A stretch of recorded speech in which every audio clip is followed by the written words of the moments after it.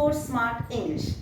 आज हम पढ़ेंगे फुटप्रिंट्स विदाउट फीट, जो आपकी सप्लीमेंट्री बुक है उसका first chapter Triumph of surgery.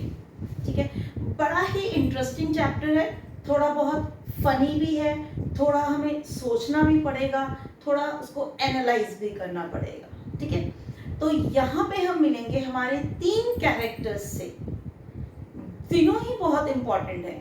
Number 1 पे है हमारे पास doctor Herriot, doctor James Herriot. Rather मैं उनका पूरा नाम बताऊंगी एक बार। डॉक्टर जेम्स हैरियट जो कि एक वेटरिनरी डॉक्टर हैं। वेटरिनरी मीन्स जो एनिमल्स को ट्रीट करते हैं। ठीक है, बड़े ही कंसर्न डॉक्टर हैं।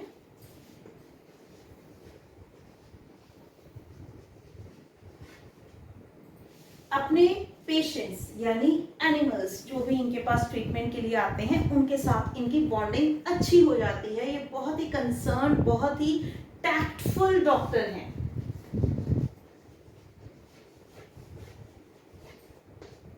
और ग्रीडी तो बिल्कुल भी नहीं है। यहाँ पे ग्रीडी वर्ड मैंने जानबूझ कर यूज किया। इसकी रेलेवेंस जो है आपको जब आप क्वेश्चन आंसर्स करोगे तब समझ में आएगा कि यहाँ पे ग्रीडी की क्यों बात की थी।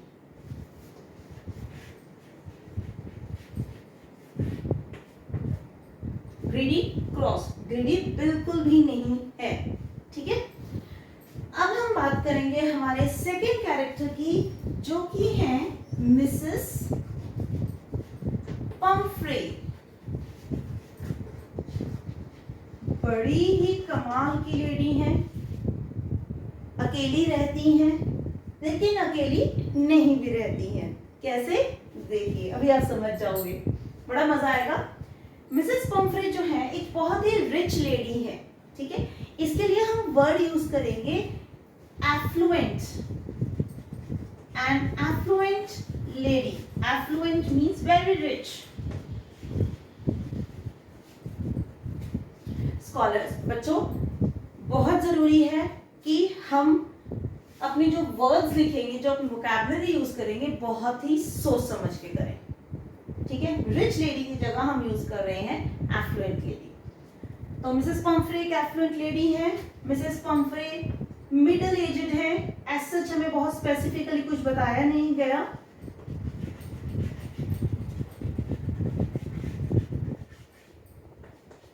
कहने को तो ये अपने फैमिली मेंबर्स में अकेली हैं, लेकिन इनके साथ रहता है इनका बहुत ही प्यारा लवली, इनकी लाइफ जिसको ये बहुत ज्यादा प्यार करती हैं, इनका पेट डॉग ट्रिकी, जिसपे ये सारी कहानी बन रही है।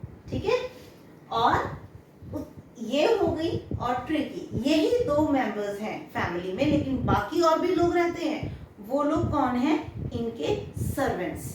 जब मैंने कहा इनके, मतलब मिसेस पम्फ्रे और ट्रिकी के। बिल्कुल सही सुना, ट्रिकी जो मिसेस पम्फ्रे का डॉग है उसके सर्वेंट्स हैं। ठीक है, क्योंकि जैसा मैंने बताया बहुत ही एफ्लुएंट लेडी है, इनका सारा सारा सारा ध्यान अपने ट्रिकी पर है। इनके पास करने को कुछ भी नहीं है, सिर्फ और सिर्फ ट्रिकी का ध्यान रखना है। ट्रिकी को खिलाना है, ट्रिकी को सुलाना है, ट्रिकी के लिए ये, ट्रिकी के लिए वो, सब कुछ ट्रिकी के लिए है। तो कह सकते हैं कि जो ट्रिकी है, जो ये डॉग है, ये इनकी लाइफ है। ठीक है, बन गई बात। अब हम बात करेंगे हमारे तीसरे कैरेक्टर की,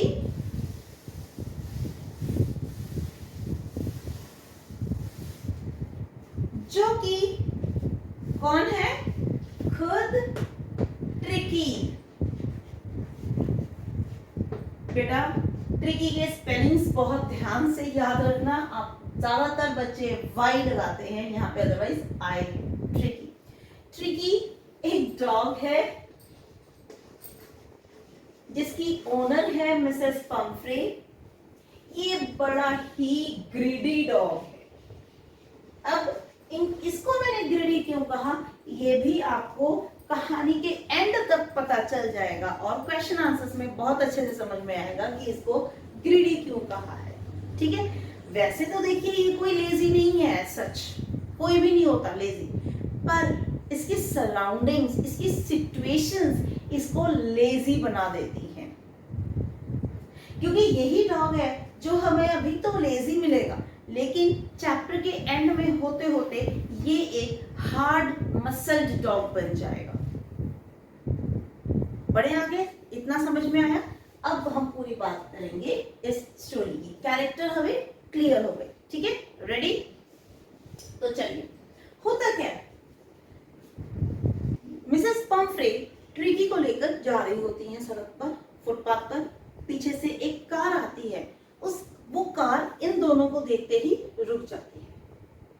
कार में से उतरते हैं डॉक्टर हैरियट, जो कि हमारी कहानी के बहुत ही इंपॉर्टेंट कैरेक्टर हैं। डॉक्टर हैरियट मिसेस पम्फ्रे से बात करते हैं और उनकी नजर पड़ती है उनके डॉग पर, जिसका नाम है ट्रिकी। ट्रिकी की हालत देखकर डॉक्टर हैरियट बड़े ही टेंस्ड हो जाते हैं। क्यों? क्योंकि ट्रिकी की इस वक्त जो हालत है वो बहुत ही पिटीफुल है। उसकी आंखें एकदम लाल हो रखी हैं, उसकी बॉडी एकदम सॉसेज जैसी हो रखी है, उसकी टंग जो है मुंह से बाहर लटक रही है, उसकी नेक की जो स्किन है वो उसके चेस्ट को टच कर रही है, और लेग्स तो उसकी मानो ऐसे लग रहा है कि छोटे छोटे कॉर्नर बने हुए हैं बॉडी पे, उससे चला भी नहीं जा रहा। और उसकी वो सिर्फ सीधा देख पा रहा है, ना वो लेफ्ट ना वो राइट। क्यों? इतनी ज्यादा फैट हो चुकी है उसकी बॉडी पर। उसको देखते ही डॉक्टर हैरियट मिसेस पम्फ्रे से पूछते हैं, मिसेस पम्फ्रे, क्या आप ट्रिकी को एक्सरसाइज नहीं करवाती? क्या ट्रिकी कुछ खेलता नहीं है? तो कहने के लिए मिसेस पम्फ्रे कहती है, ऐसा नहीं है डॉक्टर हैरियट, बात यह है कि जो मेरा ट्रिकी है अब बहुत ही बेचारा वीक हो रहा है, तो एज सच मैं इसको कुछ ज़्यादा एक्सरसाइज नहीं देती। और ऊपर से मेरा जो गार्डनर है हॉजकिन, उसके गार्डनर का नाम है हॉजकिन, उसको आजकल लिम्बैगो हुआ है, बैक की प्रॉब्लम हुई है, लिम्बैगो है, जिसके कारण से ट्रिकी को वो रिंग एक्सरसाइज करवाता था गार्डन में, वो भी नहीं हो पा रही। डॉक्टर हैरियट कहते हैं, नहीं मैम, मैंने पिछली बार आपसे कहा था कि इसकी डाइट पे कंट्रोल कीजिए। नहीं डॉक्टर हैरियट, मेरा ट्रिकी वीक हो गया था, इसीलिए तो मैंने उसको थोड़ा एक्स्ट्रा फूड देना शुरू किया, हॉर्लिक्स, एग्स, वाइन, थोड़ा थोड़ा माल्ट, मैंने ऐसा कुछ उसको देना शुरू किया, बेचारा बहुत वीक हो गया था।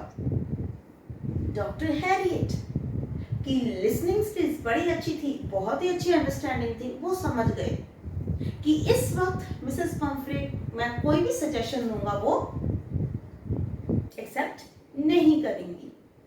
तो मन ही मन में वो सोचते हैं कि ठीक है, कोई बात नहीं, थोड़े ही दिनों में मैं श्योर हूं कि मिसेस पम्फ्रे मुझे एक कॉल करने वाली है और उस कॉल में यही होगा कि डॉक्टर हैरियट ट्रिकी बहुत ही बीमार हो गया है। तब मैं देखूंगा, तब मैं अपने प्लान के साथ रेडी रहूंगा। तो इतना मन में सोचकर वो मिसेस पम्फ्रे को बाय कह के चल दिए। मिसेस पम्फ्रे भी घर पहुंची, उनका वही सिस्टम, खाना, और ट्रिकी तो उसकी तो जैसे कि लाइफ ही बुरी बनी हुई थी। उसके लिए इतने ज़्यादा कपड़े थे, समर्स के अलग, विंटर्स के अलग, उसका फूड एकदम रिच फूड था, डिलीशियस फूड था, लग्जूरियस था, उसके लिए अलग अलग वार्डरोब्स थे, उसका बेड अलग था, उसका सोने का टाइम, ये वो, मतलब बिल्कुल ही एक राजाओं जैसी लाइफ थी ट्रिकी की। लेकिन प्रॉब्लम एक, खाता बहुत था लेकिन उसकी कंजम्पशन, उसकी यूटिलाइजेशन कहीं नहीं थी, जिसकी वजह से वो एक ब्लॉटेड सॉसेज जैसा बन गया था। बच्चों, ट्रिकी की अपीयरेंस के बारे में जरूर से पढ़ना। मैं देखिए एक बात जरूर कहूंगी, आप जितनी मर्जी वीडियोस देखिए, जितनी मर्जी चैप्टर्स को समझिए, लेकिन विदाउट रीडिंग कुछ भी नहीं होगा। समरी जान लेने से कुछ नहीं होगा, आपको चैप्टर की रीडिंग तो करनी ही पड़ेगी। तो ट्रिकी की अपीयरेंस आपको रीडिंग करनी होगी बुक में से। मैं जानबूझकर यहाँ पे उसकी एक्सप्लेनेशन नहीं दे रही क्योंकि फिर आप लोग रीडिंग नहीं करोगे, तो चैप्टर की रीडिंग जरूर करनी है। तो ट्रिकी की अपीयरेंस एक बहुत बड़ा पॉइंट है, इसको आपने जरूर पढ़ना है कि कैसी थी, ठीक है। तो अब ट्रिकी धीरे धीरे, मतलब उसको जो बीच बीच में खाना मिलता वो भी खा लेता। ट्रिकी की सबसे बड़ी प्रॉब्लम ये थी कि वो कभी नो नहीं कहता था। आप उसको दिन के किसी भी टाइम पर खाना दो, वो रेडी रहता था, कभी भी वो मना नहीं करता था। इस वजह से दिन पर दिन उसकी हालत जो है बिगड़ती गई, और एक दिन तो वो सारा दिन मूव ही नहीं किया उसने, और उस दिन उसने वॉमिटिंग भी की। अब मिसेस पंफ्रे को हुई टेंशन, और उन्होंने क्या किया, डॉक्टर हैरियट को फोन। अब डॉक्टर हैरियट तो रेडी थे अपने प्लान के साथ कि उनको पता था कि भाई मिसेस पंफ्रे फोन करने वाली हैं, क्योंकि डाइट पे तो उन्हें कंट्रोल करना नहीं है ट्रिकी की, तो पक्का ट्रिकी बीमार होगा। तो आ गया फोन। डॉक्टर हैरियट कहते मैं अब भी आता हूँ। उसके घर गए और उनको बोला कि मिसेस पंफ्रे, आपके ट्रिकी को 15 दिन के लिए मुझे लेके जाना पड़ेगा, एटलीस्ट इसकी सर्जरी होगी, ये तो बिल्कुल भी सही नहीं है, इसकी हेल्थ सही नहीं है। मिसेस पंफ्रे तो जैसे कि बस मेरा ट्रिकी, मैं इसके बिना कैसे रहूंगी, मैं तो मर जाऊंगी, और मेरा ट्रिकी भी अगर मुझे ना देखे तो वो भी मर जाएगा, उससे भी नहीं रहा जाएगा, हम एक दूसरे के बिना नहीं रह सकते। पर डॉक्टर हैरियट कहते मैम, जो इसकी अभी हालत है ये तो पक्का ही मर जाएगा, तो क्या आप वो चाहती हैं? मिसेस पंफ्रे कहती नहीं, बिल्कुल नहीं। तो डॉक्टर हैरियट कहते बस कुछ दिनों की बात है, ये ठीक हो जाएगा, मैं आपको वापस भेज दूंगा। डॉक्टर हैरियट ने उसे उठाया और अपनी कार में ले गए।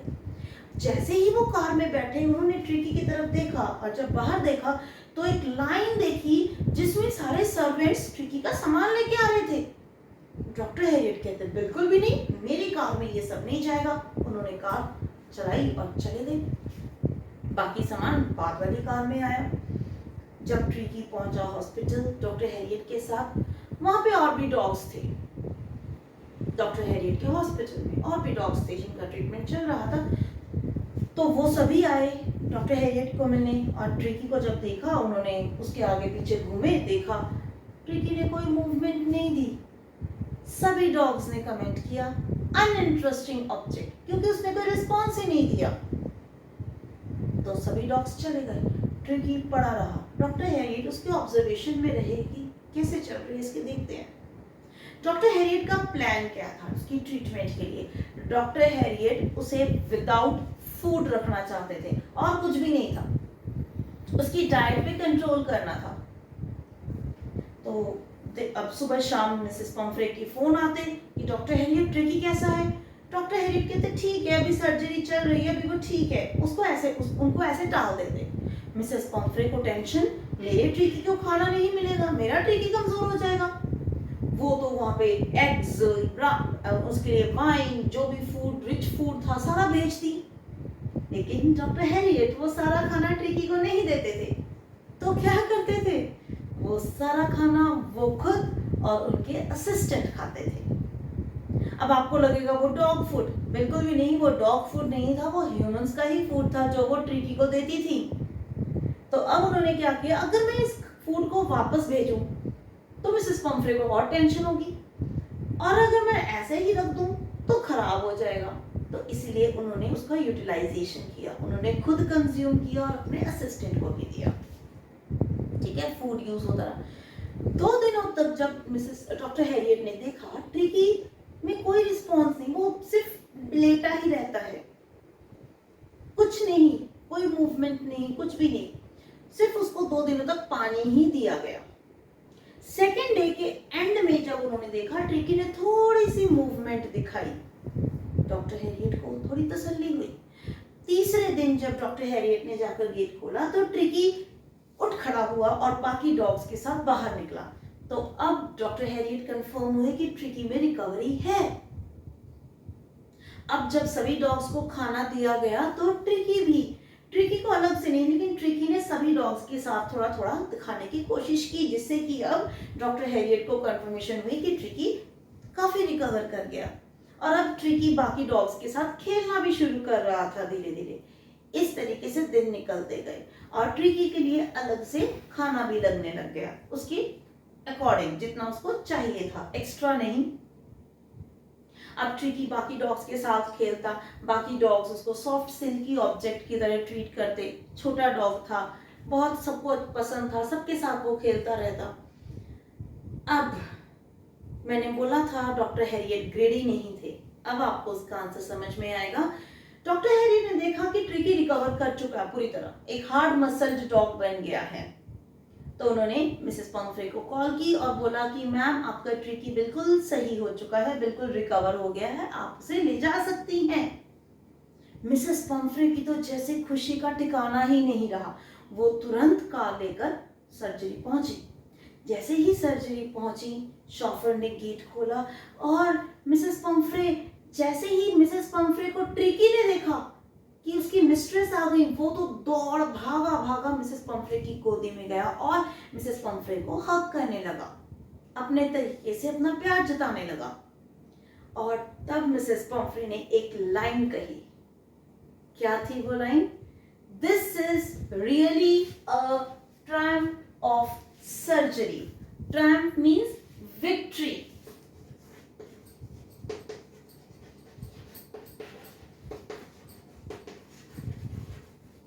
Victory of surgery. कौन सी सर्जरी? ऑपरेशन हुआ था ट्रिकी का? नहीं, ये सर्जरी थी मिस्टर डॉक्टर हैरियट की। डॉक्टर हैरियट ने जो ट्रिकी का ट्रीटमेंट किया, उन्होंने बोला था इसको सर्जरी ले जा, इसकी सर्जरी करनी होगी, लेकिन यहाँ वो सर्जरी इसकी बात नहीं कर रहे हैं, वो अपने हॉस्पिटल की बात कर रहे थे। पर मिसेस पम्फ्रे को ये बिल्कुल भी नहीं बताया गया कि ट्रिकी की कोई सर्जरी हुई ही नहीं है, ये एक सीक्रेट रह गया।